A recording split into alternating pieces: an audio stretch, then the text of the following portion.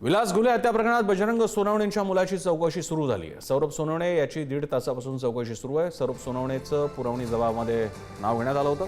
सौरभ सोनवणे याची केज इथल्या एसआयटी कार्यालयात 1.5 तासापासून चौकशी सुरू आहे।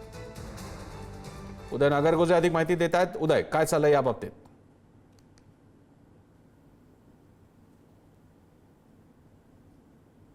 तर काल धनंजय मुंडे यांनी घुले कुटुंबाची भेट घेतली होती।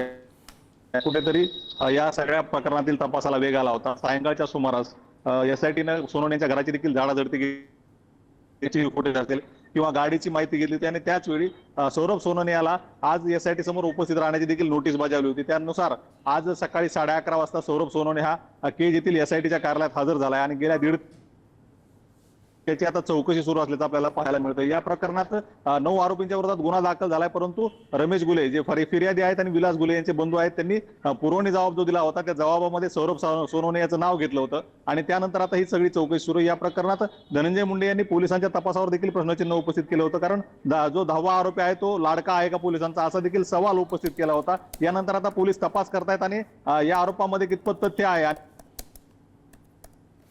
धन्यवाद तुम्ही दिलेल्या माहितीबद्दल उदय।